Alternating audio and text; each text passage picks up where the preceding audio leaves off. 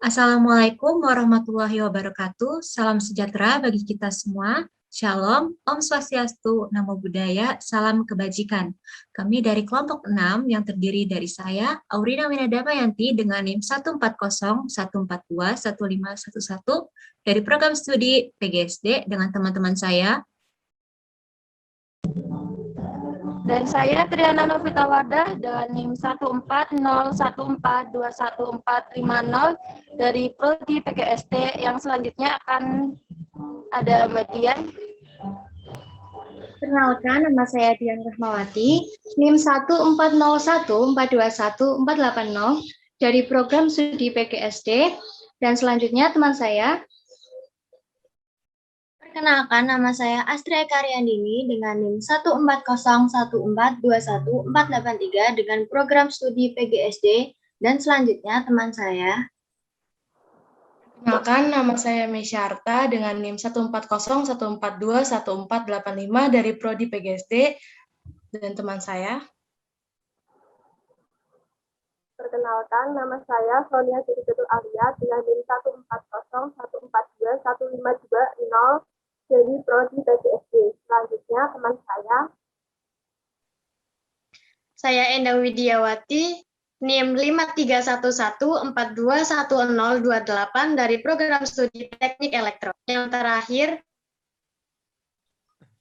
Saya Erik Dwi Saputra dengan NIM 8114214436 dari program studi Ilmu Hukum. Di kesempatan kali ini, kami akan mempresentasikan mengenai ejaan bahasa Indonesia. Untuk materi pertama, yaitu sejarah dan perkembangan ejaan bahasa Indonesia akan dibawakan oleh saya. Nah, sekarang kita akan membahas mengenai sejarah dan perkembangan ejaan bahasa Indonesia, yaitu terdiri dari ejaan Van Ophuijsen, ejaan Republik atau ejaan Swandi, ejaan Pembaharuan, ejaan Melindo atau Melayu Indo, ejaan baru, dan ejaan yang disempurnakan.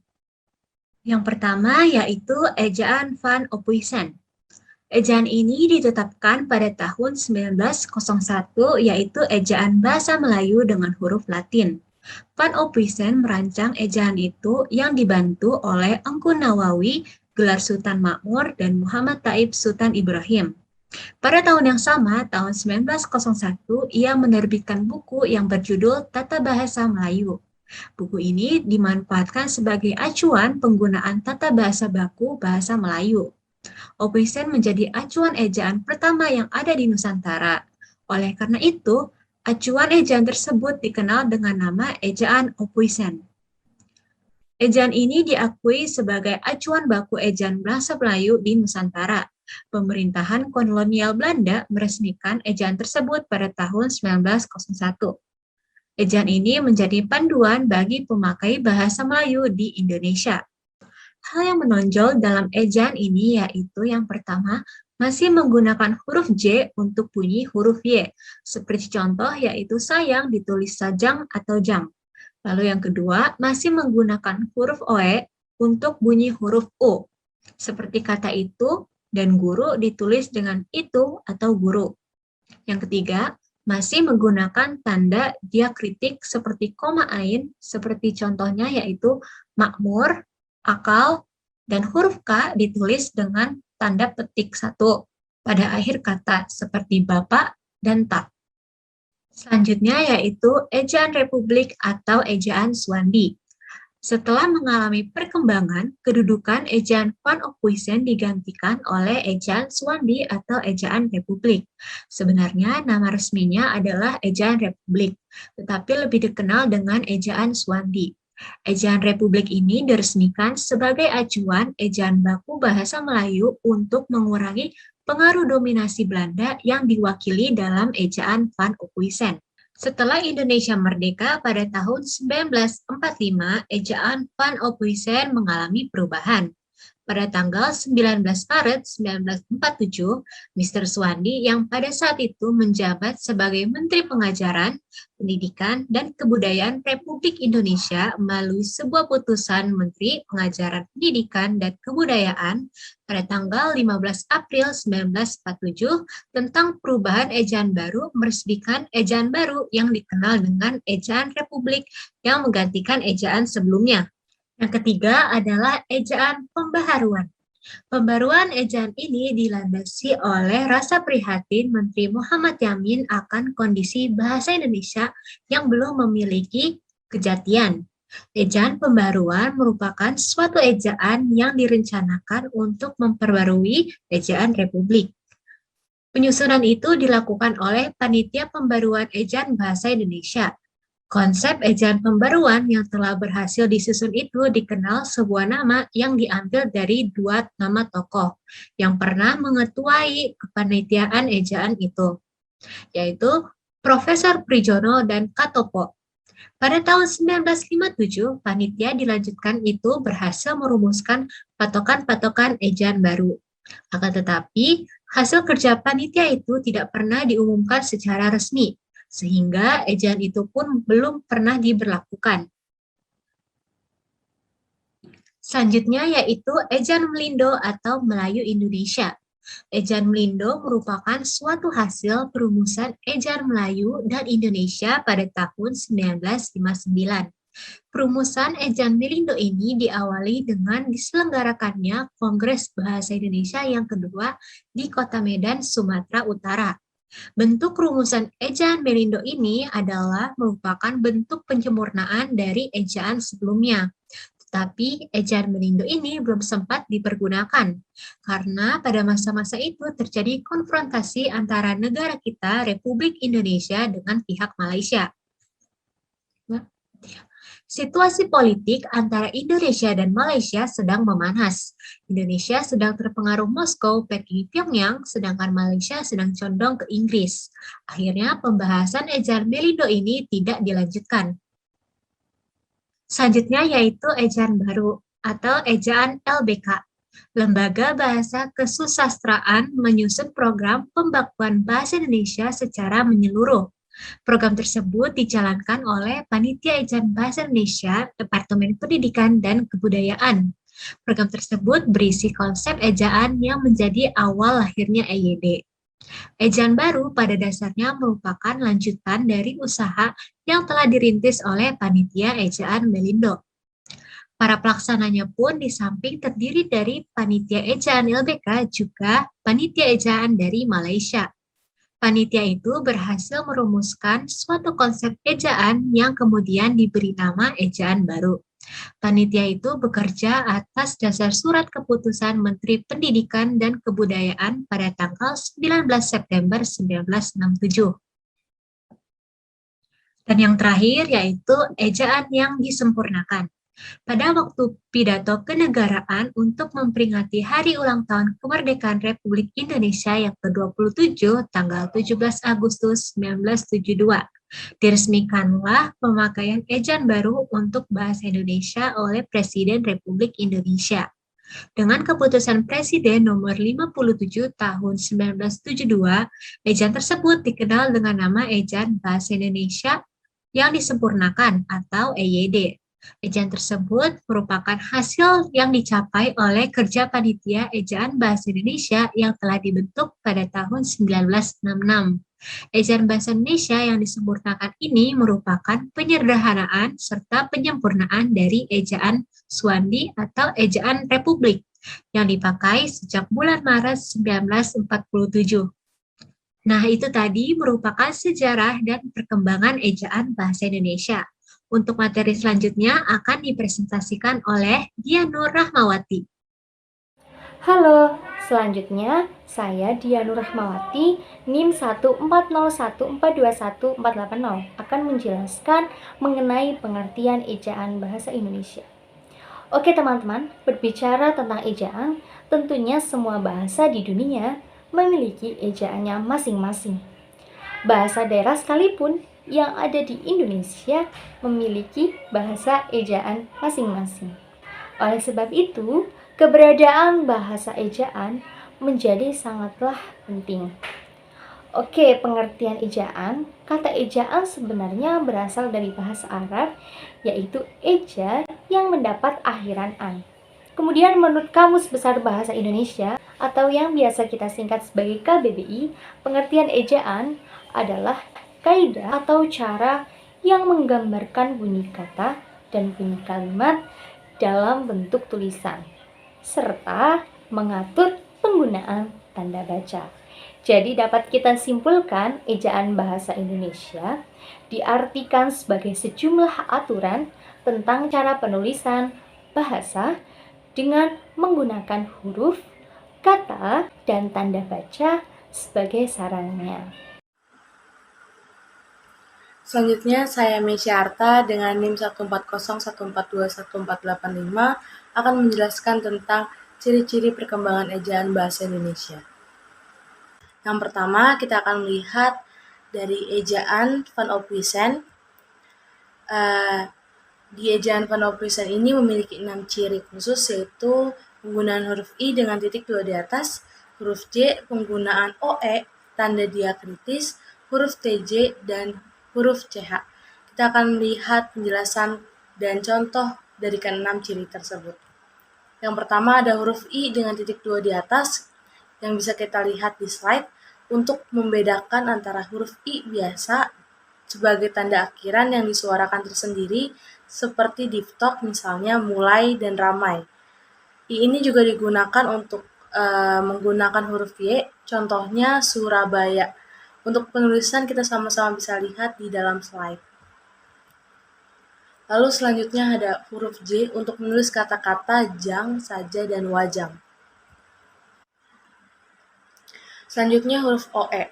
Huruf OE ini digunakan untuk menggantikan huruf U. Misalnya, dulu, aku, dan republik. Huruf U diganti menjadi OE. Untuk contoh penulisan kita bisa sama-sama lihat di slide.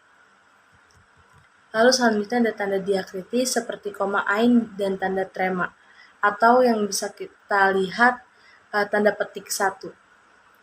Ini untuk menulis kata-kata makmur, Jumat, tak, dan pak. Selanjutnya ada huruf TJ. Huruf TJ ini dieja menjadi huruf C seperti cikini, cara, dan percaya. Lalu ada huruf CH yang dieja menjadi KH, contohnya akhir, khusus, dan makluk. Lalu yang kedua ada ejaan republik. Ciri khusus ejaan republik meliputi penggunaan huruf OE, bunyi hamzah, kata ulang dengan angka 2, awalan di dan kata depan di, dan penghilang tanda diakritis. Kita akan melihat penjelasan dan contoh dari ciri khusus tersebut. Yang pertama ada tanda hamzah atau tanda petik 1. Di sini tidak digunakan lagi seperti pada ejaan Ophuijsen. Di sini digantikan menjadi huruf K, sehingga tidak ada lagi raket dan tak menggunakan tanda petik 1 atau bunyi hamzah, tetapi menjadi raket dan tak menggunakan K seperti biasa. Lalu ada OE, di sini juga huruf OE disederhanakan menjadi huruf U, tidak lagi digunakan seperti ejaan sebelumnya, dan bisa dituliskan langsung dulu, aku, dan republik. Lalu ada kata ulang yang ditulis dengan angka 2, seperti anak-anak berduaan kelaki-lakian. Ditulis dengan anak dengan angka 2, berdua angka 2 ditambah AN, lalu ke laki ditambah 2 dan dilanjutkan dengan AN.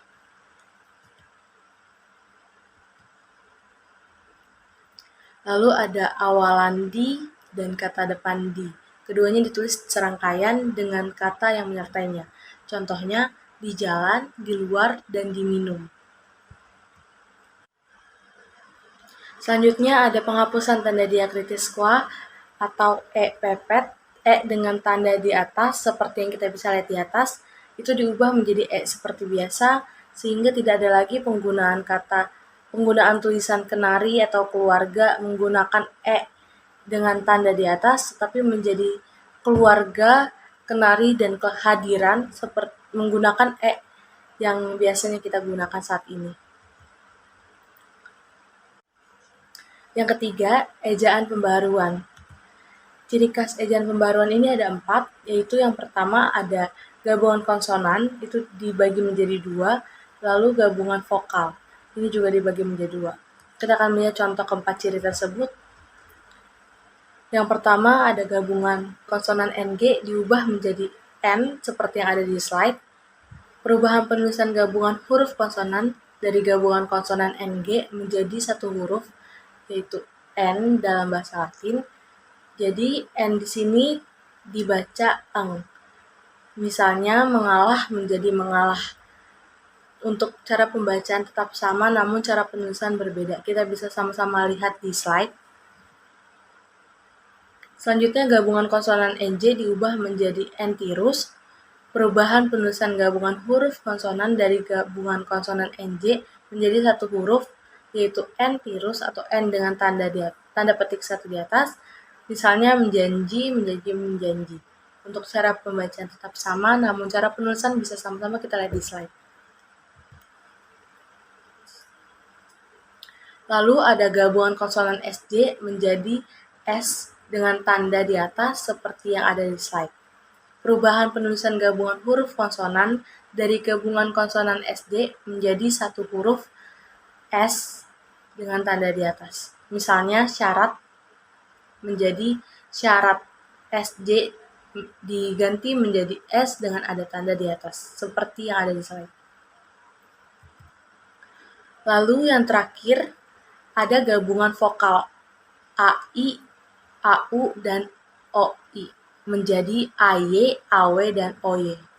Perubahan penulisan gabungan huruf vokal atau diftok dari gabungan vokal AI, AU, dan IO menjadi AY, AW, dan OY.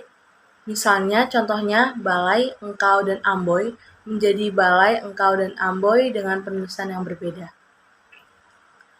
Lalu yang keempat ada ejaan melindo. Ejaan melindo ini dapat dikenali dari 6 ciri khusus. Yang pertama ada gabungan konsonan TJ. Huruf TJ yang digunakan sejak ejaan Opuisen diganti atau disederhanakan menjadi huruf C, sehingga ditulis cara Cikini tanpa menggunakan TJ lagi. Lalu selanjutnya ada gabungan konsonan NJ pada kata janji ditulis dengan huruf NC. Huruf ini menjadi huruf yang baru. Lalu ada kata menyapu akan dituliskan menjadi menyapu dengan NY yang berubah. Lalu ada gabungan SY pada kata syair ditulis menjadi syair S dengan tanda di atas seperti yang ada di layar. Lalu gabungan NG pada kata ngopi ditulis menjadi NOP dengan penulisan yang bisa kita lihat di layar. Untuk selanjutnya, diftong OI seperti pada kata koboi ditulis menjadi koboi menggunakan OY. Lalu yang kelima ada ejaan baru. Dalam ejaan baru ini pada intinya hampir tidak ada perbedaan antara ejaan LBK dengan EYD, kecuali pada rincian kaidah-kaidahnya saja. Yang keenam, ejaan yang disempurnakan atau EYD. Pedoman Umum Ejaan Bahasa Indonesia yang disempurnakan atau PUEYD pada tahun 1972 memiliki 7 ciri khas. Kita akan melihat pembahasan dan contoh dari ciri khas khusus EYD. Yang pertama ada huruf diftong OY. Perubahan huruf diftong yang ada di ejaan pembaruan diubah menjadi OI. Misalnya amboy pada kata amboy. Lalu ada bentuk gabungan konsonan KH, NG, NY, dan SY termasuk kelompok huruf konsonan. Lalu di sini masih menggunakan 2 istilah, yaitu huruf besar dan huruf kapital. Selanjutnya, penulisan huruf hanya mengatur 2 macam huruf, yaitu huruf besar atau huruf kapital dan huruf miring. Selanjutnya ada penulisan angka untuk menyatakan nilai uang menggunakan spasi antara lambang dengan angka, misalnya Rp 500. Lalu ada tanda petik, dibedakan istilah dan penggunaan menjadi dua, yaitu tanda petik ganda dan tanda petik tunggal. Lalu yang terakhir terdapat tanda ulang berupa angka 2, biasanya bukan angka 2 kecil di atas atau juga bukan di kanan bawah, yang dapat dipakai dalam tulisan cepat atau notula untuk menyatakan pengulangan kata dasar. Contohnya 22, mata-mata, dan hati-hati. Untuk materi selanjutnya akan dijelaskan oleh teman saya, Erik Dwi Saputra. Selanjutnya, saya, Erik Dwi Saputra, dengan NIM 811421436. Di sini, saya akan mempresentasikan tentang fungsi Pedoman Umum Ejaan Bahasa Indonesia. Pedoman Umum Ejaan Bahasa Indonesia atau yang disingkat dengan PUEBI, jika kita terapkan dengan baik dan benar, akan membuat kita semua dapat menulis atau membaca tata bahasa dan kosakata bahasa Indonesia dengan baik dan benar. Dengan menggunakan Pedoman Umum Ejaan Bahasa Indonesia, maka tulisan kawan-kawan akan mudah dipahami bagi siapa saja yang membacanya. Untuk mencapai pembakuan bahasa, ejaan memiliki fungsi yang sangat penting. Oleh karena itu, pembakuan ejaan perlu diberi prioritas terlebih dahulu. Maka dari itu, Pedoman Umum Ejaan Bahasa Indonesia berfungsi sebagai 1. Landasan pembakuan tata bahasa. Penggunaan ejaan berdasarkan pedoman yang baik dan benar akan membuat tata bahasa semakin baku. Lanjut. 2. Landasan pembakuan kosakata dan peristilahan. Ejaan berdasarkan pedoman akan menjadikan kosakata dan peristilahan menjadi baku, karena kosakata yang ditulis berdasarkan Pedoman Umum Ejaan Bahasa Indonesia adalah kosakata dan peristilahan yang baku. Jadi, untuk membuat kosakata yang baku harus berpedoman pada ejaan yang berlaku. Lanjut. 3. Alat penyaring masuknya unsur-unsur bahasa lain ke dalam bahasa Indonesia. Dalam sistem tata bahasa Indonesia yang baik dan benar, sesuai dengan Pedoman Umum Ejaan Bahasa Indonesia, tentu melalui filtrasi bahasa, guna menyaring bahasa asing yang masuk. Lanjut, yang keempat, membantu pemahaman. Jika sang penulis sudah menggunakan kaidah ejaan berdasarkan pedoman, maka para pembaca lebih mudah dalam memahami maksud dan tujuan tulisan tersebut. Apabila pembakuan ejaan telah dilaksanakan, maka pembakuan aspek kebahasaan yang lain dapat ditunjang dengan keberhasilan itu.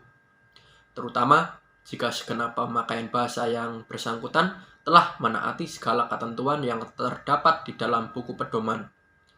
Secara praktis, ejaan memiliki fungsi untuk membantu pemahaman pembaca di dalam mencerna informasi yang disampaikan secara tertulis. Dalam hal ini, fungsi praktis itu dapat dipahami jika segala ketentuan yang terdapat di dalam kaidah telah diterapkan dengan baik. Sekian dari saya, terima kasih. Materi selanjutnya akan dibawakan oleh teman saya yang bernama Triana.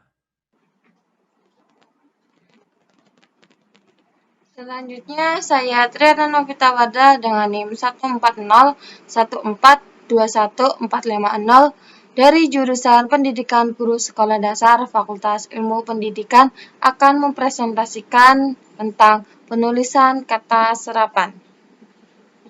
Yang pertama ada pengertian kata serapan. Kata serapan merupakan kata yang berasal dari kata asing yang diserap menjadi kata Indonesia dengan atau tanpa mengubah gaya penulisan dan cara bacaannya, yang kemudian ejaan, ucapan, dan tulisannya disesuaikan dengan penuturan masyarakat Indonesia untuk memperkaya kosakata. Selanjutnya ada fungsi kata serapan. Pada umumnya, dengan adanya kata serapan, bahasa Indonesia akan semakin kaya akan kosakata dan penggunaannya. akan semakin berkembang serta memberikan pengetahuan lebih tentang bahasa asing kepada pemakai bahasa Indonesia. Selanjutnya ada ciri-ciri kata serapan. Yang pertama, pada umumnya sebuah maknanya tidak berubah. Yang ketiga, maknanya yang tunggal. Yang ketiga, tidak mempunyai kata sinonim maupun antonim dalam kalimat. Yang keempat, batasan pengertiannya pasti. Yang kelima, kata-katanya merupakan kata-kata internasional. Yang keenam, kata asing tersebut lebih cocok konotasinya. Selanjutnya ada jenis-jenis kata serapan. Jenis-jenis kata serapan yang pertama ada adopsi. Adopsi merupakan proses terserapnya bahasa asing karena pemakai bahasa tersebut mengambil kata bahasa asing yang memiliki makna sama secara keseluruhan tanpa mengubah lafal atau ejaan dengan bahasa Indonesia, tanpa merubah cara penulisan dan pengucapannya, atau dengan kata lain, kata yang diambil sama persis dengan bentuk aslinya. Contohnya seperti supermarket, snack, burger, mall, formal, dan editor. Yang kedua ada adaptasi. Kata serapan yang diselaraskan ke dalam bahasa Indonesia secara fonologis, morfologis, dan sintaktis, atau penyelarasannya dalam bentuk KYS 447-457. Adaptasi merupakan proses diserapnya bahasa asing akibat memakai bahasa mengambil kata bahasa asing, tetapi ejaan atau cara penulisannya berbeda dan disesuaikan dengan aturan bahasa Indonesia. Contohnya, option menjadi opsi, dimensi yang awalnya dimension, maksimal jadi maksimal, communication jadi komunikasi, gitar menjadi gitar, position jadi posisi, horror yang awalnya horror, edukasi yang awalnya education. Yang ketiga ada pungutan. Pungutan merupakan suatu proses masuknya bahasa asing ke dalam bahasa Indonesia terjadi akibat pemakai bahasa mengambil konsep dasar yang ada di dalam sumbernya. Kemudian dicarikan padanan katanya dalam bahasa Indonesia. Cara ini dapat disebut juga dengan konsep terjemahan di mana kata serapan dihasilkan dengan cara menerjemahkan kata atau istilah tersebut tanpa mengubah kata makna tersebut. Contohnya, spare part yang artinya suku cadang, problem yang artinya masalah atau kendala. Yang ketiga ada try out atau uji coba. Yang keempat ada overlap atau tumbang tindih. Dan yang terakhir shuttleship atau pesawat ulang-alik.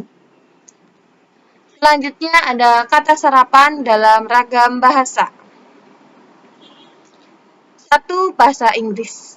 Bahasa Inggris merupakan bahasa yang sudah sejak lama ditetapkan sebagai bahasa internasional atau bahasa penghubung berbagai bahasa di dunia, agar mempermudah tersampainya komunikasi.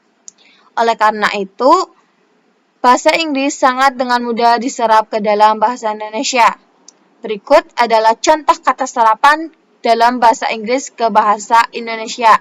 Di antaranya yakni yang pertama ada access atau akses, yang kedua ada aerobic atau aerobik, yang ketiga ada kalkulator atau kalkulator, yang keempat ada kalender atau kalender, yang kelima ada coffee atau kopi, dan lain sebagainya.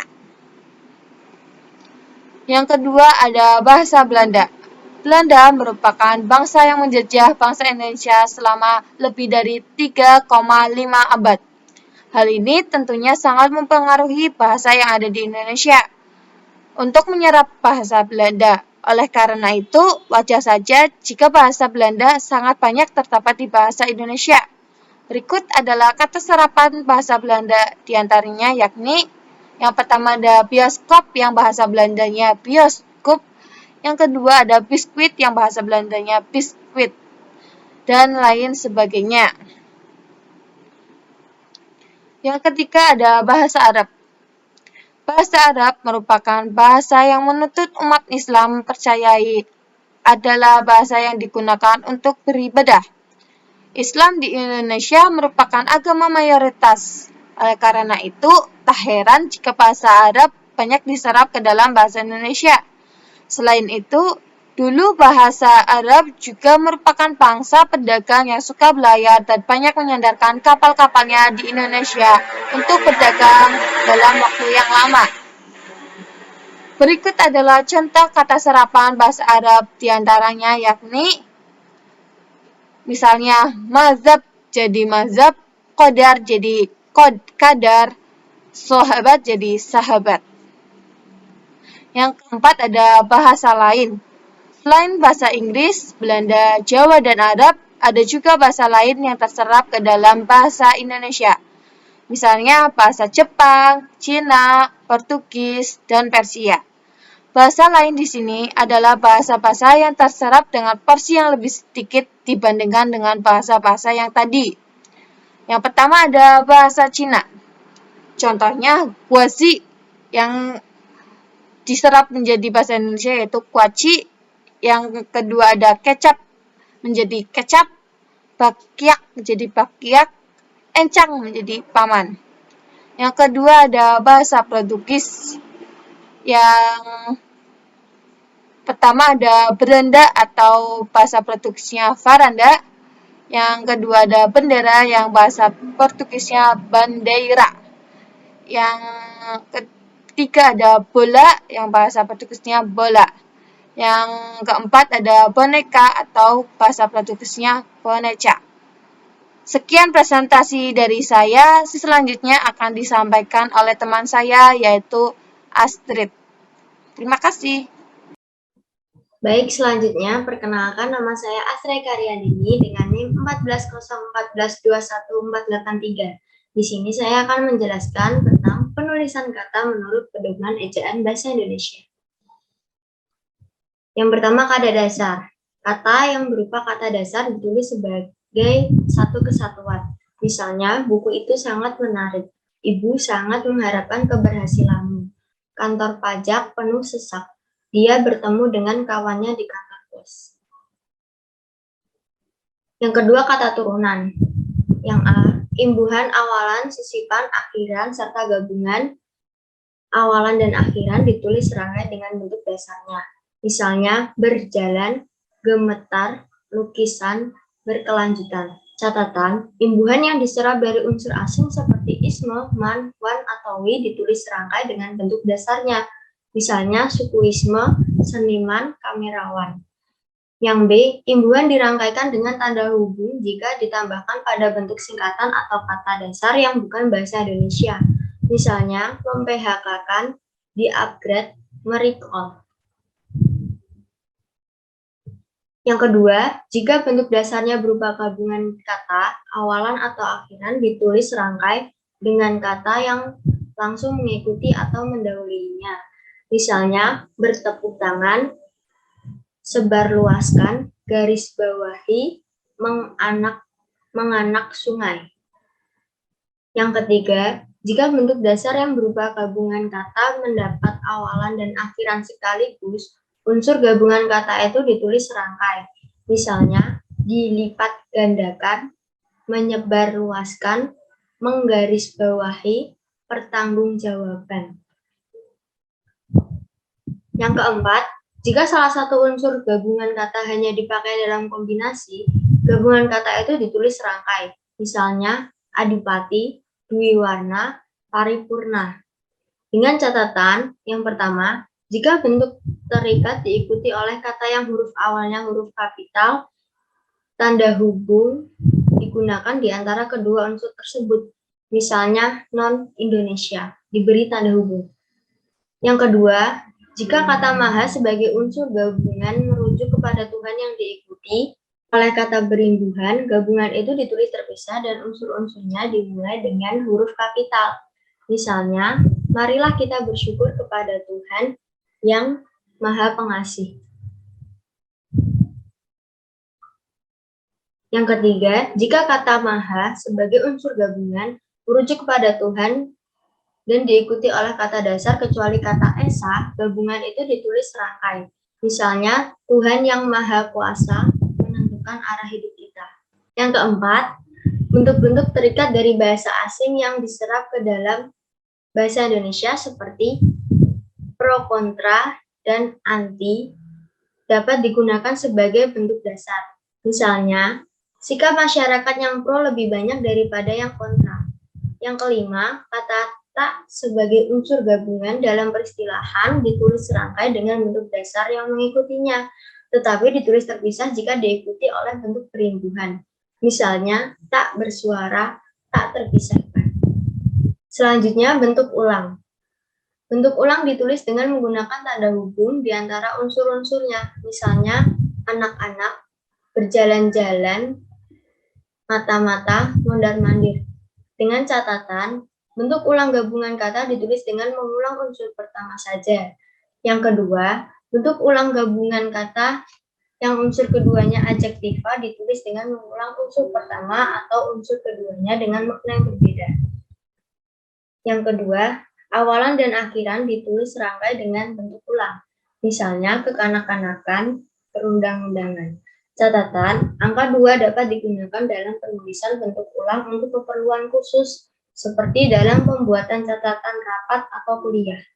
Selanjutnya, gabungan kata. Yang pertama, unsur-unsur gabungan kata yang lazim disebut kata majemuk ditulis terpisah. Misalnya, duta besar, orang tua, rumah sakit umum. Yang kedua, gabungan kata yang dapat menimbulkan kesalahan pengertian dapat ditulis dengan menambahkan tanda hubung di antara unsur-unsurnya untuk menegaskan pertalian unsur yang bersangkutan. Misalnya, anak istri Ali, ibu bapak kami, buku sejarah baru. Yang ketiga, gabungan kata yang dirasakan sudah padu benar ditulis serangkai. Misalnya, alhamdulillah, apalagi, barangkali. Yang E, suku kata. Yang pertama, pemenggalan kata pada kata dasar dilakukan sebagai berikut. Yang A, jika di tengah kata ada huruf vokal yang berurutan, pemenggalannya dilakukan di antara kedua huruf vokal itu. Misalnya, buah, main, niat, saat. Yang B, huruf diftong A, I, A, U, dan O, I tidak dipenggal. Misalnya, pandai, aula, amboy. Yang C, jika di tengah kata dasar terdapat huruf konsonan atau termasuk gabungan huruf konsonan, di antara dua huruf vokal, pemenggalannya dilakukan sebelum huruf konsonan itu. Misalnya, bapak, lawan, kenyang. Yang D, jika di tengah kata dasar terdapat dua huruf konsonan yang berurutan, pemenggalannya dilakukan di antara kedua huruf konsonan itu. Misalnya, April, makhluk, mandi. Yang E, jika di tengah kata dasar terdapat tiga huruf konsonan atau lebih yang masing-masing melambangkan satu bunyi, pemenggalannya dilakukan di antara huruf konsonan yang pertama dan huruf konsonan yang kedua. Misalnya ultra, infra, bentrok, instrumen. Dengan catatan, yang pertama gabungan huruf konsonan yang melambangkan satu bunyi tidak dipenggal. Misalnya bangkrut, banyak, bangsa, ikhlas. Yang kedua, pemenggalan kata tidak boleh menyebabkan munculnya satu huruf vokal di awal atau di akhir baris. Misalnya, itu menjadi itu, setia menjadi setia. Yang kedua, pemenggalan kata turunan sedapat-dapatnya dilakukan di antara bentuk dasar dan unsur pembentuknya. Misalnya, berjalan, membantu, mempertanggungjawabkan, diambil.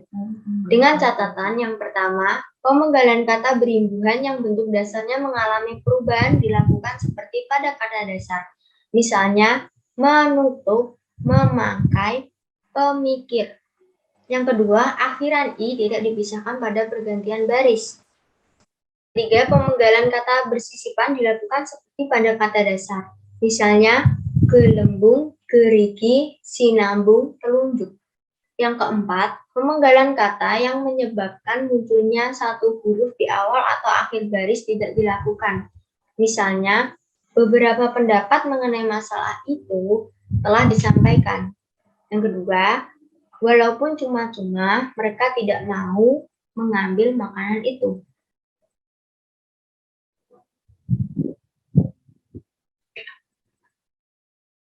Yang ketiga, jika sebuah kata terdiri atas dua unsur atau lebih dan salah satu unsurnya itu dapat bergabung dengan unsur lain, pemenggalannya dilakukan di antara unsur-unsur itu.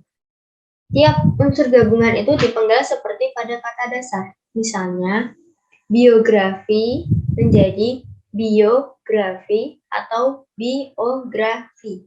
Biodata menjadi biodata atau biodata. Fotografi menjadi fotografi atau fotografi. Yang keempat, nama orang yang terdiri atas dua unsur atau lebih pada akhir baris dipenggal di antara unsur-unsurnya. Misalnya, lagu Indonesia Raya ditubah oleh Wage Rudolf Supratman. Buku layar terkembang dikarang oleh Sultan Takdir Ali Jahbana. Yang kelima, singkatan nama diri dan gelar yang terdiri atas dua huruf atau lebih tidak dipenggal. Misalnya, ia bekerja di DLL AJR. Pujangga terakhir Keraton Surakarta bergelar RNG Rangga Warsita. Dengan catatan penulisan berikut dihindari. Ia bekerja di DLL AJR. Yang kedua, pujangga terakhir Keraton Surakarta bergelar RNG Rangga Warsita.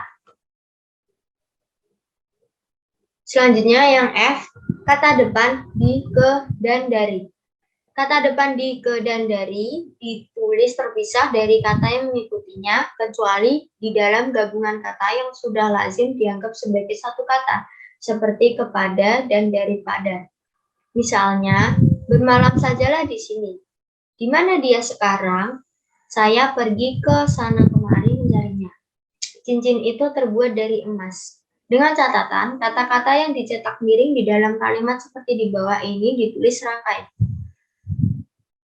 Misalnya, kami percaya sepenuhnya kepadanya. Dia lebih tua daripada saya. Kesampingkan saja persoalan yang tidak penting itu. Selanjutnya yang G, partikel. Yang pertama, partikel lah, kah, dan tah ditulis serangkai dengan kata yang mendahulunya.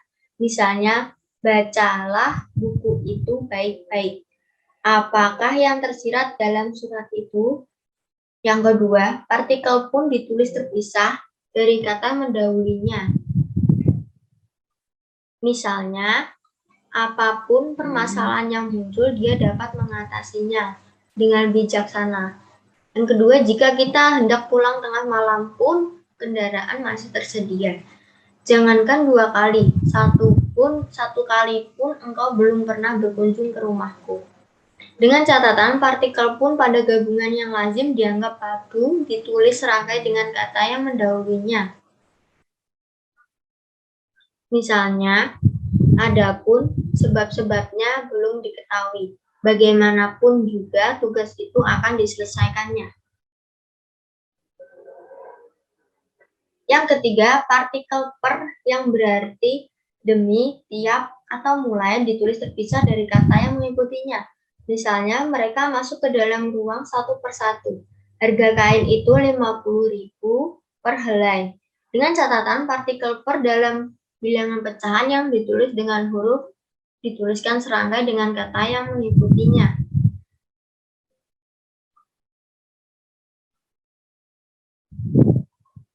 Selanjutnya, yang H, singkatan dan akronim. Yang pertama, singkatan adalah bentuk singkat yang terdiri atas satu huruf atau lebih. Yang A, singkatan nama orang, gelar, sapaan, jabatan, atau pangkat diikuti dengan tanda titik belakang tiap-tiap singkatan itu. Misalnya, AH, Nasution, Abdul Haris Nasution. Suman HS, Suman Hasibuan. WR Supratman, Wage Rudolf Supratman. MBA, Master of Business Administration. MSI, Magister Science. Yang B, singkatan yang terdiri atas huruf awal setiap kata nama lembaga pemerintah dan ketatanegaraan, lembaga pendidikan, badan atau organisasi, serta nama dokumen resmi ditulis dengan huruf kapital tanpa titik. Misalnya, NKRI, Negara Kesatuan Republik Indonesia, UI, Universitas Indonesia, PBB, Perserikatan Bangsa-Bangsa.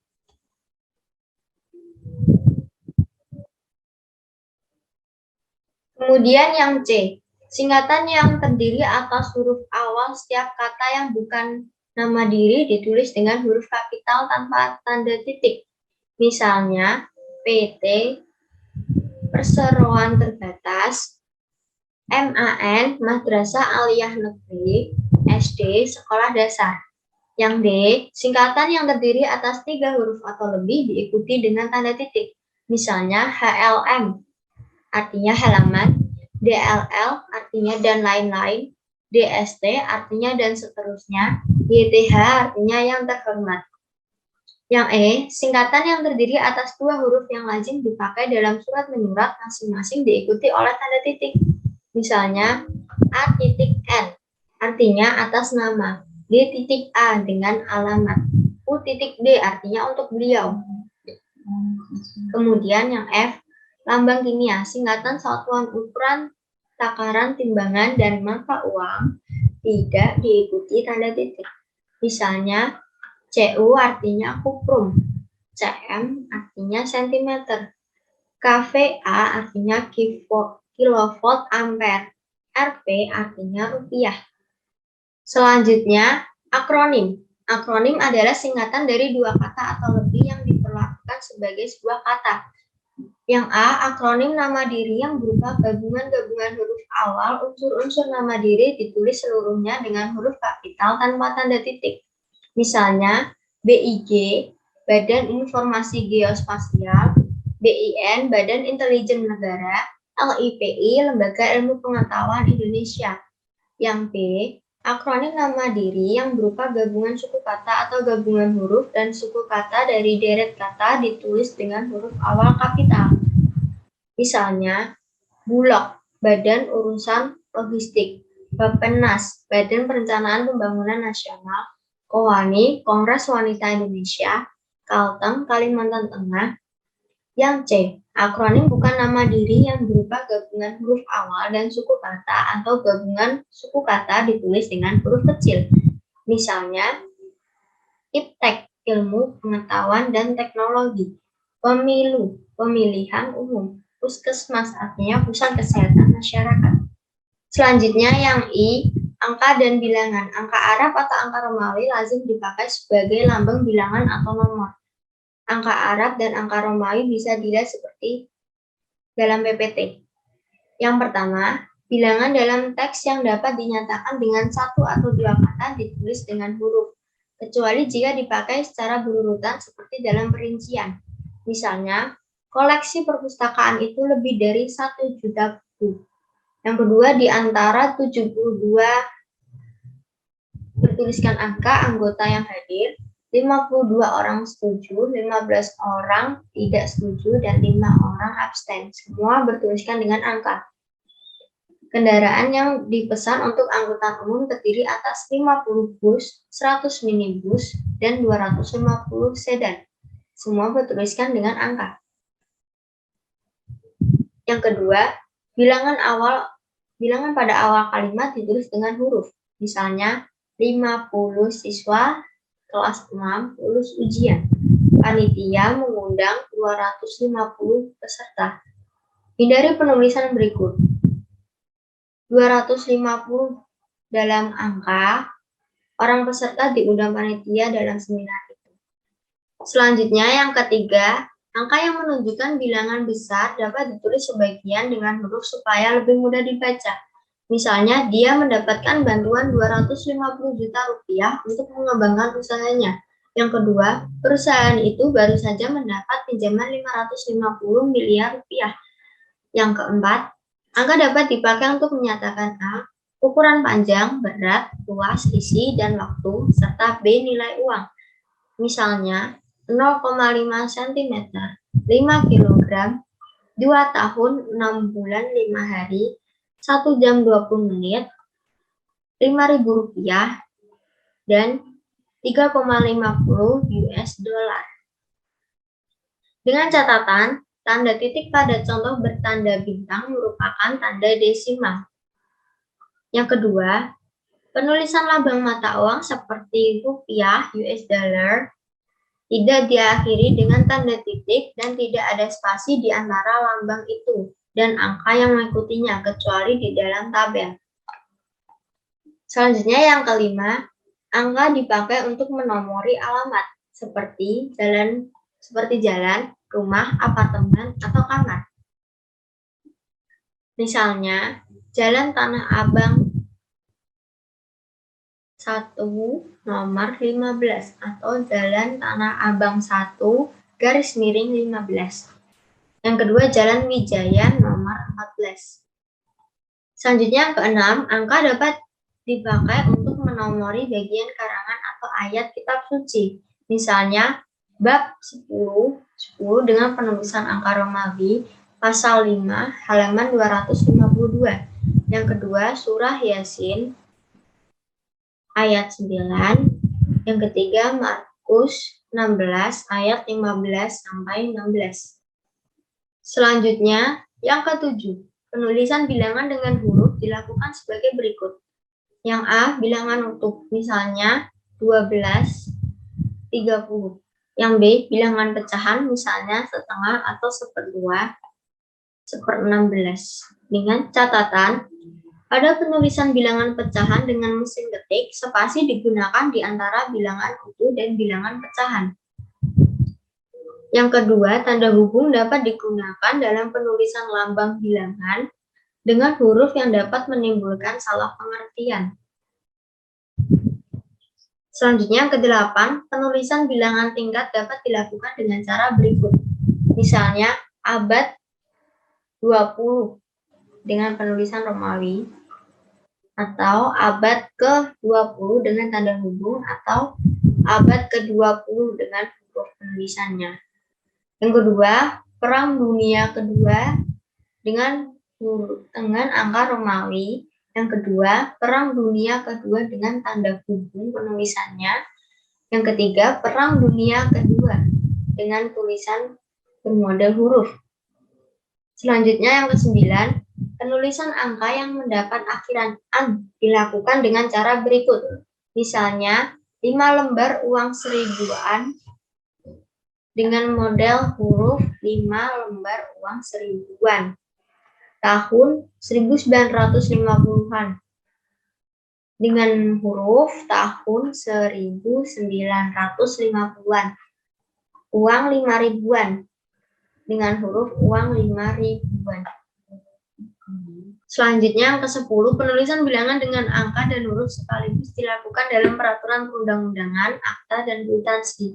Misalnya telah diterima uang sebanyak Rp2.950.000 untuk pembayaran 1 unit televisi. Yang ke-11, penulisan bilangan yang dilambangkan dengan angka dan diikuti huruf dilakukan sebagai berikut. Misalnya, saya lampirkan tanda terima uang sebesar Rp900.500.50. Yang kedua, bukti pembelian barang seharga Rp55 juta ke atas untuk dilampirkan pada laporan pertanggungjawaban. Dengan catatan, angka Romawi tidak digunakan untuk menyatakan jumlah. Yang kedua, angka Romawi digunakan untuk menyatakan penomoran atau bab, atau dalam terbitan atau produk perundang-undangan dan nomor jalan. Yang ketiga, angka Romawi kecil digunakan untuk penomoran halaman sebelum bab 1 dalam naskah dan buku. Yang ke-12, bilangan yang digunakan sebagai unsur nama geografi ditulis dengan huruf. Misalnya, Kelapa 2, Kotonan Ampek, Raja Ampat, Simpang 5.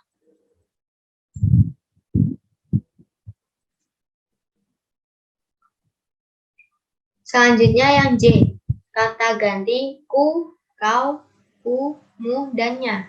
Kata ganti ku dan kau ditulis serangkai dengan kata yang mengikutinya.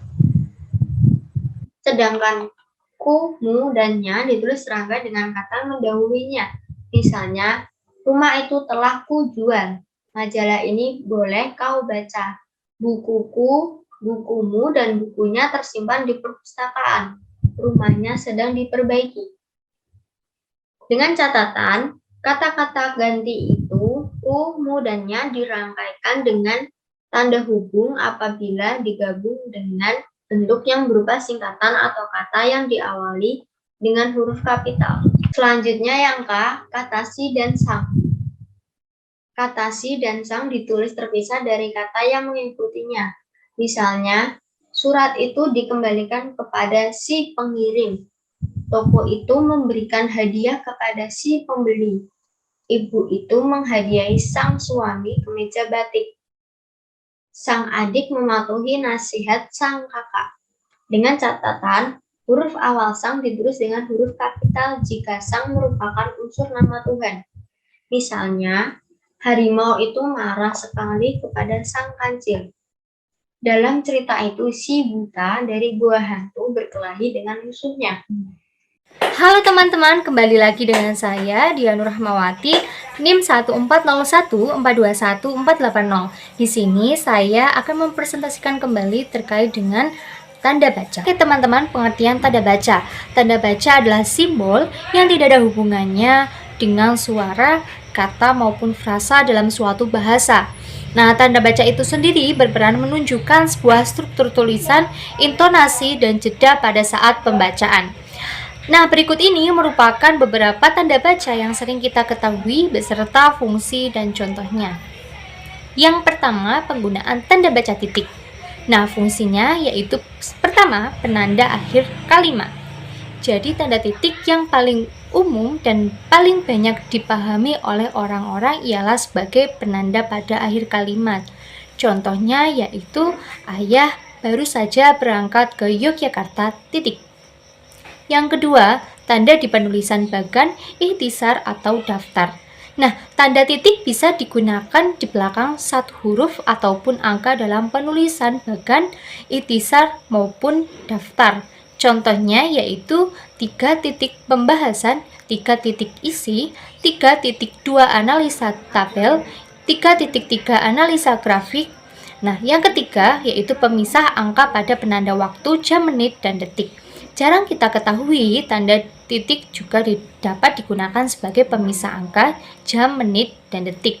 Hal ini disebabkan tanda tersebut sering digantikan oleh titik 2. Contohnya yaitu pukul 06.05 pukul 6:05.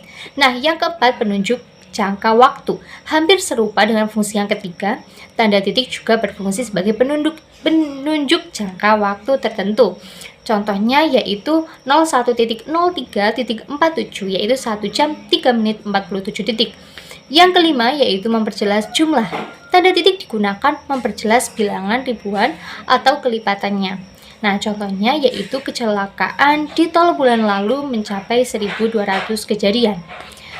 Tapi perlu kita ingat, tanda titik tidak berlaku pada angka yang tidak menyatakan jumlah meskipun angka ribuan. Contohnya yaitu tsunami di Aceh terjadi pada tahun 2004. Titik. Yang keenam yaitu peran dalam penulisan referensi. Nah, dalam penulisan daftar pustaka, tanda titik digunakan setelah nama penulis, judul tulisan yang tidak mengandung tanda seru atau tanda tanya, dan tempat terbit. Contohnya yaitu Agung, Muhammad, 2007, media belajar yang asik, Solo, 2 ragam cendekia. Fungsi yang ketujuh tidak digunakan pada akhir judul. Kita tidak boleh menggunakan tanda titik pada akhir judul karangan atau artikel yang merupakan kepala karangan. Nah, selain itu, pada bagian kepala tabel, grafik dan ilustrasi juga tidak boleh diakhiri dengan tanda titik. Contohnya yaitu grafik 3.2 angka kematian COVID-19 di Provinsi Jawa Timur. Nah, fungsi yang ke-8 yaitu tidak digunakan pada kepala surat. Nah, tanda titik ini juga tidak boleh dipakai dalam kepala surat. Artinya, tanda titik tidak diperbolehkan di belakang alamat pengirim dan penerima surat, nama pengirim dan penerima surat, serta tanggal surat. Contohnya yaitu kepada HRD PT Jaya Sentosa, Jalan Pandawa, Sukabumi, Jawa Barat. Yang kedua yaitu penggunaan tanda baca koma. Fungsinya yang pertama diletakkan di tengah kalimat. Nah, tanda ini sangat sering digunakan pada tengah-tengah kalimat. Tanda koma biasanya dipakai dalam suatu perincian ataupun penyebutan bilangan. Untuk penempatannya ada di belakang kata yang mengikutinya. Contoh, ibu berbelanja keperluan memasak seperti garam, gula, kecap, dan minyak goreng. Yang kedua, perbandingan kalimat tanda koma berperan dalam membentuk sebuah kalimat perbandingan. Tanda ini dipakai memisahkan kalimat yang setara yang didahului kata yang menunjukkan perbandingan seperti tetapi, namun, atau melainkan. Contohnya, wahana wisata itu sungguh menyenangkan, namun cukup berbahaya bagi anak-anak. Yang ketiga, memisahkan anak kalimat dengan induk kalimat. Nah, tanda koma juga dipakai untuk memisahkan anak kalimat dari induk kalimatnya dengan catatan jika anak kalimatnya mendahului induk kalimat. Contohnya, jika tempatnya terlalu sempit, kita tidak akan gunakan tempat itu. Fungsi yang keempat, pemisah partikel tanda koma dipakai untuk memisahkan partikel dengan inti kalimat. Jadi, partikel dalam bahasa Indonesia seperti oh, ya, wah, aduh, dan bentuk lainnya. Contohnya yaitu, wah ternyata pemandangan di sini tak kalah indahnya. Fungsi yang kelima, kata penghubung antar kalimat. Kita wajib meletakkan tanda koma di belakang kata atau ungkapan yang menjadi penghubung antar kalimat. Nah, kata atau ungkapan tersebut misalnya oleh karena itu, namun, akan tetapi, maka dari itu, dan meskipun begitu. Contohnya, oleh karena itu, kita harus merencanakan dengan matang. Keenam, identitasnya ditulis berurutan. Nah, maksudnya identitas itu ialah penulisan nama dan alamat. Bagian alamat, tempat dan tanggal, serta nama tempat atau wilayah yang ditulis secara berurutan harus memakai tanda koma. Contohnya, Jakarta, 13 April 2021. Yang ketujuh, memisahkan petikan langsung.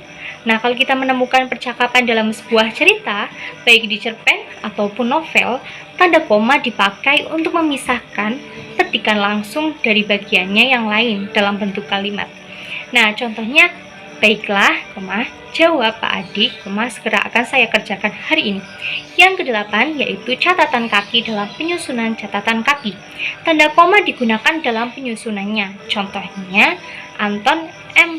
Mulyono, Tata Bahasa Baku Bahasa Indonesia edisi keempat, Jakarta, Badan Pengembangan dan Pembinaan Bahasa, Kementerian Pendidikan dan Kebudayaan 2017 halaman 48. Yang kesembilan yaitu penulisan daftar pusaka pada penyusunan daftar pusaka. Tanda koma berfungsi sebagai pemisah bagian nama yang dibalik susunannya. Contohnya yaitu Mulyono, Anton, M, dan kawan-kawan 2017 Tata Bahasa Baku Bahasa Indonesia edisi keempat, Jakarta, Badan Pengembangan dan Pembinaan Bahasa, Kementerian Pendidikan dan Kebudayaan. Yang ke-10 yaitu penulisan bilangan tanda koma. Dalam hal ini dipakai pada angka persepuluhan atau bisa dipakai di antara rupiah dan sen yang dinyatakan dengan angka. Contohnya 17,2 km. Yang ke-11 penulisan gelar. Dalam penulisan gelar akademik, tanda koma dipakai di antara nama orang dan gelar yang mengikutinya untuk membedakan dari singkatan nama diri, marga, ataupun keluarga. Nah, contohnya yaitu Hani Amariah SPD. Nah, yang ke-12 kalimat bertingkat. Tanda koma berperan dalam kalimat bertingkat. Tanda koma dipakai untuk mengapit keterangan tambahan yang sifatnya tidak membatasi. Contohnya yaitu kakak pertamaku, Kresno, adalah orang yang sangat kreatif. Dan yang ke-13, menghindari salah baca. Ternyata tanda koma berfungsi juga untuk menghindari salah baca atau salah penafsiran.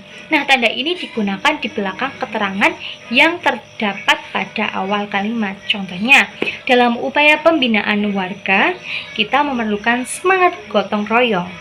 Yang ke-14, tidak digunakan untuk memisahkan petikan langsung.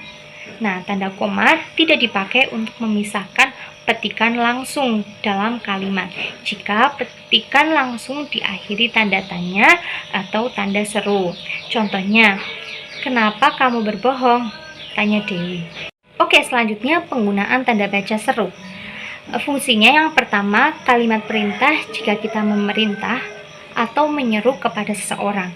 Nah, maka berlaku penggunaan tanda seru di sini jika ucapan kita dituliskan. Tanda seru ini dipakai baik perintah yang sifatnya keras maupun tidak. Contohnya, tolong matikan lampu di ruang itu. Yang kedua yaitu menunjukkan ekspresi terkejut ketika kita merasa terkejut atau rasa emosi yang kuat, maka wajib menggunakan tanda seru dalam penulisan kalimatnya. Contohnya, kita berangkat sekarang, ayo semangat. Selanjutnya yaitu penggunaan tanda baca tanya. Fungsi yang pertama yaitu menanyakan sesuatu.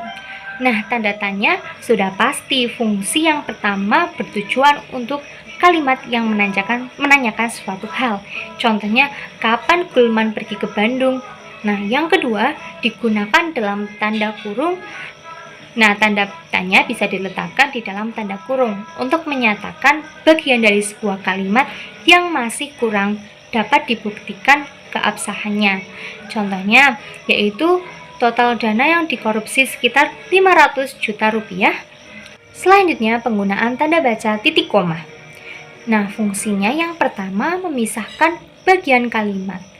Tanda titik koma dipakai untuk memisahkan bagian kalimat yang sejenis dan setara. Contohnya, malam semakin larut, tugasnya tak kunjung selesai. Yang kedua, memisahkan kalimat setara, yaitu tanda ini bisa dipakai sebagai pengganti kata hubung untuk memisahkan kalimat yang masih setara dalam kalimat majemuk. Contohnya, ibu memasak di dapur, Nanda menonton TV di ruang tamu. Penggunaan tanda baca titik kedua. Nah, fungsi pertama yaitu akhir pernyataan lengkap. Tanda titik dua digunakan pada akhir pernyataan yang lengkap. Tapi, hal ini hanya berlaku jika masih dalam rangkaian yang sama. Contohnya, kita persiapkan perlengkapan berkemah, tenda, ransel, jaket, dan pakaian tidur. Yang kedua digunakan sesudah kata ataupun ungkapan. Jadi contohnya hari atau tanggal Senin 19 April 2021 waktu 07.00 sampai dengan selesai. Yang ketiga, di antara identitas penerbit. Nah, tanda titik dua juga dapat digunakan sebagai berikut. A. Jilid atau nomor dan halaman. Yang B, bab dan ayat dalam kitab suci. C, judul dan subjudul suatu karangan. Serta D, nama kota dan penerbit buku dalam daftar pustaka. Contohnya salah satu Al-Kahfi ayat 104. Dan yang keempat, yang terakhir adalah dalam teks drama setelah kata yang menunjukkan pelaku. Contoh, Ratu sambil memandang ke bawah. Sudahlah, mungkin memanglah ini takdirku. Tanda baca selanjutnya yaitu tanda baca elipsis atau titik-titik.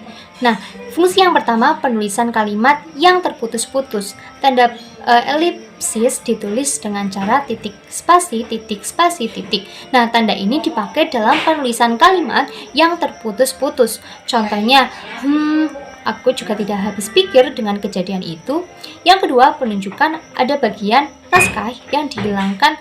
Nah, tanda elipsis dipakai juga untuk menunjukkan jika di sebuah kalimat ada bagian yang dihilangkan. Contohnya, hal yang patut dihindari titik-titik serta menjadi masalah yang cukup besar dalam teknik membuat website. Nah, kalau bagian yang dihilangkan itu akhir dari kalimat, maka perlu memakai 4 titik. Nah, 3 titik penanda hilangnya bagian teks dan 1 sebagai tanda akhir kalimat. Contohnya, dia termasuk orang yang setuju dengan titik-titik. Nah, selanjutnya penggunaan tanda baca hubung. Fungsi pertama, menyambung huruf, kata, dan penulisan tanggal. Nah, tanda hubung dipakai untuk menyambung huruf dari kata yang diijaz satu persatu dan digunakan juga pada penulisan tanggal. Contoh salah satunya yaitu tanggal 19/08/1998. Yang kedua, menyambung suku. Nah, tanda hubung berfungsi untuk menyambung suku dari kata dasar dan imbuhan yang terpisah oleh pergantian baris. Contohnya, Ririn membeli baju lengan pan strip yang di pasar Tanah Abang. Yang ketiga, memperjelas hubungan. Tanda hubung dipakai untuk memperjelas hubungan bagian kata atau ungkapan serta penghilangan bagian kelompok kata. Contohnya, berstrip evolusi. Yang keempat, menyambung unsur kata ulang. Nah, tanda hubung dipakai untuk menyambung unsur kata yang berulang. Contohnya yaitu mondar mandir, kanan kiri. Nah, yang kelima, merangkai kata depan dengan huruf kapital. Tanda hubung juga dipakai untuk merangkai, seperti dengan kata selanjutnya dengan awalan kapital. Yang kedua, ke dengan angka. Yang ketiga, angka dengan an. Yang keempat, singkatan berhuruf kapital dengan imbuhan atau kata. Dan kelima, nama jabatan rangkap. Contohnya, se-Jawa Barat era 90-an memphk-kan Menteri Sekretaris Negara. Nah, 6, merangkai unsur bahasa Indonesia dengan bahasa asing. Dalam rangkaian unsur bahasa Indonesia dengan bahasa asing juga diperlukan tanda hubung. Contohnya yaitu dia menata rambutnya sestylish mungkin. Selanjutnya, penggunaan tanda baca kurung siku. Fungsi pertama, mengapit keterangan. Nah, tanda kurung siku dipakai untuk mengapit keterangan yang ada di kalimat penjelas. Nah, kalimat penjelas ini sebelumnya sudah bertanda kurung. Jadi contohnya yaitu persamaan dari metode pengajaran itu. Nah, perbedaannya lihat halaman 33-45, cukup signifikan. Nah, memberikan output yang kurang lebih jelas dengan tujuan awal. Yang kedua, mengapit huruf, kata ataupun kelompok. Tanda kurung siku ini bisa dipakai dalam hal pengoreksian kalimat yang ditulis oleh orang lain. Nah, tanda ini menyatakan bahwa ada kesalahan atau kekurangan huruf pada naskah aslinya. Contohnya, para pemuda juga wajib berperan dalam pemberdayaan masyarakat di lingkungan sekitar tempat mereka tinggal. Selanjutnya yaitu penggunaan tanda baca garis miring. Fungsi pertama, pengganti kata hubung. Nah, garis miring digunakan sebagai pengganti kata dan atau serta tiap atau per. Contohnya pria atau wanita. Yang kedua, harga permani itu 1000-an per butir. Yang kedua, dipakai pada nomor surat dan kalimat. Tanda garis miring juga dipakai dalam nomor surat serta penanda rentang masa tahun yang terbagi dalam 2 tahun takwim. Contohnya tahun ajaran 2020-2021. Tanda baca selanjutnya yaitu tanda baca kurung. Fungsi pertama, mengapit angka. Nah, kita bisa memakai tanda baca kurung untuk digunakan mengapit angka atau huruf yang merinci suatu urutan. Contohnya, harta kekayaannya meliputi logam mulia, properti, dan saham. Yang kedua, mengapit huruf. Nah, tanda kurung dipakai mengapit huruf atau kata yang kemunculannya di kalimat dapat dihilangkan. Contohnya, pendaki amatiran tidak diperkenankan untuk mendaki sampai kurung buka puncak kurung tutup Mahameru. Yang ketiga, mengapit keterangan. Nah, kita juga bisa menggunakan tanda kurung untuk mengapit keterangan atau penjelasan yang bukan bagian pokok dari sebuah kalimat. Contohnya, bukti tersebut kurung buka, lihat halaman 109 kurung tutup. Nah, mendukung pernyataannya bahwa dalam melakukan teknik negosiasi harus dilakukan secara serius. Yang keempat, tambahan keterangan. Untuk menjelaskan keterangan yang berupa abreviasi digunakan pula tanda kurung. Contohnya Kementerian Keuangan Republik Indonesia kurung buka Kemenku Keuangan RI kurung tutup telah mengeluarkan kebijakan penggunaan materai 10.000 dalam dokumen berharga. Selanjutnya yaitu penggunaan tanda baca apostrof. Fungsi pertama, penggunaan kata khusus dalam penulisan. Tanda ini digunakan dalam penulisan nama serta kata khusus dari serapan bahasa asing. Contohnya Ahmad Syafi'i, bukan Syafi'i atau Syafi'i seperti yang di PPT. Nah, yang kedua, menunjukkan penghilangan bagian kata. Tanda apostrof juga dipakai untuk menunjukkan penghilangan bagian kata atau angka dalam tahun. Contoh, Denilah orang yang menyelamatmu, lah sama dengan adalah. Penggunaan tanda baca petik. Fungsi pertama, petikan langsung. Tanda petik berfungsi sebagai pengapit petikan langsung dari pembicaraan dalam naskah atau bahkan tertulis lain. Contohnya, petik aku lapar, petik. ucap ratu. Yang kedua, penutup kalimat. Tanda petik dipakai sebagai tanda baca ungkapan yang dipakai dengan arti khusus pada ujung atau bagian kalimat. Contohnya, Teddy sering menjadi pengacau dalam setiap kegiatan tim di tempatnya bekerja. Yang ketiga, pengapit istilah ilmiah. Tanda ini juga bisa dipakai untuk mengapit istilah ilmiah yang kurang dikenal atau memiliki arti khusus. Contohnya, dalam istilah asing. Keadaan semacam inilah yang disebut sebagai jet lag. Oke, yang keempat yaitu mengapit judul. Nah, tanda petik dipakai untuk mengapit judul syair, karangan atau bab buku yang dipakai dalam sebuah kalimat. Contohnya yaitu karangan Salsabila Nanda yang berjudul Peran UKM Terhadap Ekonomi Indonesia. Telah diterbitkan di Surat Kabar Republika sebagai tema besar halaman keuangan. Selanjutnya, penggunaan tanda baca petik tunggal. Fungsi pertama, mengapit makna tanda petik tunggal dipakai untuk mengapit petikan yang ada di dalam petikan lain. Contohnya, kau dengar bunyi nyiung-nyiung, tadikah? Tanya Fahri kepada Adi. Yang kedua, mengapit petikan di dalam petikan lain. Petikan tunggal juga digunakan dalam penulisan untuk mengapit makna, terjemahan, ataupun ungkapan asing. Contohnya yaitu feedback umpan balik. Oke, terima kasih materi dari saya. Akan dilanjutkan oleh teman saya. Selanjutnya, saya Sonia Dorijoto Alia dengan NIM 1401421521520 akan melanjutkan materi pemakaian huruf. Pemakaian huruf terdiri dari yang pertama huruf abjad, yang kedua huruf vokal, ketiga huruf konsonan, keempat huruf diftong, kelima huruf gabungan huruf konsonan, keenam huruf kapital, ketujuh huruf miring, kedelapan huruf tebal. Yang pertama adalah huruf abjad. Abjad yang dipakai dalam ejaan bahasa Indonesia terdiri atas 26 huruf berikut: A, B, C, D, E, F, G, H, I, J, K, L, M, N, O, P, Q, R, S, T, U, V, W, X, Y, dan Z.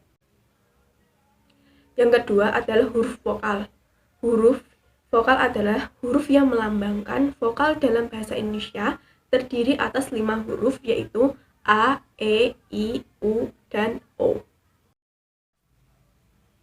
Yang ketiga adalah huruf konsonan. Huruf konsonan adalah huruf yang melambangkan konsonan dalam bahasa Indonesia, terdiri atas 21 huruf yaitu B, C, D, F, G, H, J, K, L, M, N, P, Q, R, S, T, V, W, X, Y, dan Z. Contohnya adalah Korea dan juga Xenon. Yang keempat adalah huruf diftong.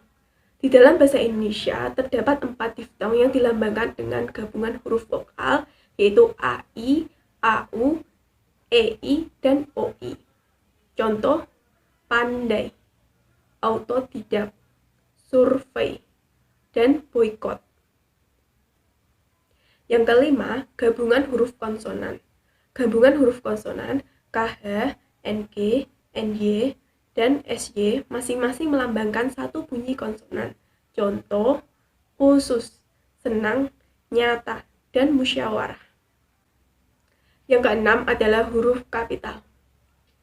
Huruf kapital dipakai sebagai huruf pertama awal kalimat. Contoh, dia membaca buku. Huruf kapital dipakai sebagai huruf pertama unsur nama orang termasuk julukan. Contoh, Jenderal Kancil. Sebagai catatan, huruf kapital tidak dipakai sebagai huruf pertama nama orang yang merupakan nama jenis atau suatu ukuran. Contoh, ikan mujair.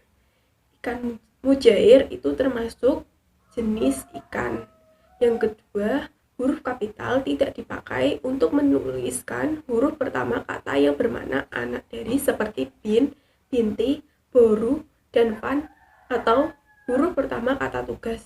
Contoh, ayam jantan dari timur. Huruf kapital dipakai pada awal kalimat dalam petikan langsung. Contoh, adik bertanya, kapan kita pulang? Huruf kapital dipakai sebagai huruf pertama setiap kata nama agama, kitab suci, dan Tuhan, termasuk sebutan dari kata untuk Tuhan. Contoh, Allah akan menunjukkan jalan kepada hambanya. Huruf kapital dipakai sebagai huruf pertama setiap nama gelar kehormatan, keturunan jabatan, dan pangkat dan keagamaan diikuti nama orang. Contoh, Raden Ajeng Kartini.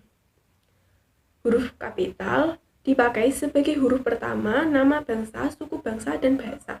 Contoh, bangsa Indonesia. Sebagai catatan, nama bangsa, suku bangsa, dan bahasa yang dipakai sebagai bentuk dasar kata turunan tidak ditulis dengan huruf awal kapital. Contoh, kejawa-jawaan. Huruf kapital dipakai sebagai huruf pertama nama tahun, bulan, hari, dan hari besar atau hari raya. Contoh, hari Jumat. Huruf kapital dipakai sebagai huruf pertama unsur nama peristiwa sejarah. Contoh, Konferensi Asia Afrika. Sebagai catatan, huruf pertama setiap peristiwa sejarah yang tidak dipakai sebagai nama tidak ditulis dengan huruf kapital. Contoh, Soekarno dan Hatta memproklamasikan kemerdekaan bangsa Indonesia. Huruf kapital dipakai sebagai huruf pertama nama geografi. Contoh, Selat Lombok. Sebagai catatan, yang pertama, huruf pertama nama geografi yang bukan nama diri tidak ditulis dengan huruf kapital. Contohnya, mandi di sungai. Yang kedua, huruf pertama nama diri geografi yang dipakai sebagai nama jenis tidak ditulis dengan huruf kapital. Contoh, jeruk Bali. Huruf kapital dipakai sebagai huruf pertama semua kata termasuk semua unsur bentuk ulangan sempurna dalam nama negara, lembaga, badan, organisasi, atau dokumen, kecuali kata tugas seperti di, ke, dari, dan, yang, dan untuk. Contoh, penggunaan bahasa Indonesia dalam pidato presiden. Huruf kapital dipakai sebagai huruf pertama setiap kata termasuk unsur kata ulang sempurna di dalam judul buku, karangan, artikel, dan makalah, serta nama majalah dan surat kabar, kecuali kata tugas yang tidak terletak pada posisi awal. Contoh, tulisan itu dimuat dalam majalah bahasa dan sastra. Huruf kapital dipakai sebagai huruf pertama unsur singkatan nama gelar, pangkat, atau sapaan. Contoh, SH, Sarjana Hukum.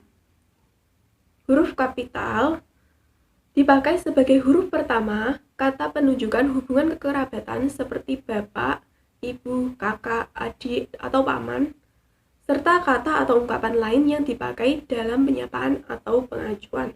Contoh, kapan bapak berangkat? Tanya Hasan. Sebagai catatan, yang pertama, nama diri seperti nama orang, lembaga, atau organisasi dalam bahasa asing atau bahasa daerah tidak ditulis dengan huruf miring. Yang kedua, dalam naskah tulisan tangan atau mesin tik, bukan komputer, bagian yang akan dicetak miring ditandai dengan garis bawah. Yang ketiga, kalimat atau teks berbahasa asing atau berbahasa daerah yang dikutip secara langsung dalam teks berbahasa Indonesia ditulis dengan huruf miring. Yang ketujuh adalah huruf miring. Huruf miring dipakai untuk menuliskan judul buku, nama majalah, atau nama surat kabar yang dikutip dalam tulisan termasuk dalam daftar pustaka. Contoh, berita itu muncul dalam surat kabar Cakrawala.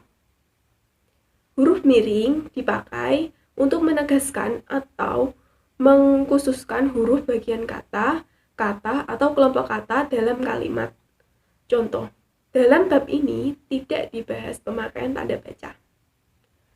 Huruf miring dipakai untuk menuliskan kata atau ungkapan dalam bahasa daerah atau bahasa asing. Contoh, nama ilmiah buah manggis adalah Garcinia mangostana. Yang terakhir adalah huruf tebal. Huruf tebal dipakai untuk menegaskan bagian tulisan yang sudah ditulis miring. Contohnya, huruf TH seperti pada kata Ramadan tidak terdapat dalam ejaan bahasa Indonesia. Huruf tebal dapat dipakai untuk menegaskan bagian-bagian karangan seperti judul buku, bab, atau subbab. Contoh, 1.1 latar belakang dan masalah. Kondisi kebahasaan di Indonesia yang diwarnai oleh bahasa standar dan non-standar, ratusan bahasa daerah, dan ditambah beberapa bahasa asing membutuhkan penanganan yang tepat dalam perencanaan bahasa. Materi selanjutnya akan disampaikan oleh teman saya, Endang Widyawati. Selanjutnya di sini saya akan memaparkan apa itu PUEB dan apa sih perbedaan antara PUEB dan EYD. PUEB versus EYD. Apa itu PUEB? Pengertian PUEB. Pedoman Umum Ejaan Bahasa Indonesia atau yang biasa disingkat dengan PUEB merupakan pedoman ejaan bahasa Indonesia terbaru dari sepanjang sejarah ejaan bahasa Indonesia. Ejaan yang sebelumnya berlaku dikenal dengan EYD, yaitu ejaan yang disempurnakan sekaligus tata bahasa atau aturan dalam bahasa Indonesia, mulai dari penulisan, huruf kapital, huruf miring, unsur penerapan, dan lain sebagainya. Tahun 2015, tepatnya EYD diganti dengan Pedoman Umum Ejaan Bahasa Indonesia PUEB. Penetapan ini sendiri melalui Permendikbud RI nomor 50 tahun 2015. Selanjutnya ada sejarah. Sejarah perubahan aturan. Perubahan dalam aturan ini bukan yang pertama kalinya, melainkan sudah berkali-kali, yaitu pada tahun 1947 sistem ejaan Suwandi. Tahun 1959 ada sistem ejaan Melindo. Tahun 1972 sistem EYD, ejaan yang disempurnakan sampai tahun 2015. Perbedaan antara PUEB dan EYD. Perbedaan mendasar dari PUEB dan EYD. Penambahan huruf vokal diftong EI, contoh katanya adalah survei. Survei dalam KBBI bermakna teknik riset dengan memberi batas yang jelas atas data, penyelidikan, dan peninjauan. Dalam EYD hanya ada 3 yaitu AI, AU, dan AO. Alasan huruf diftong diatur adalah karena banyaknya serapan kata dari bahasa asing.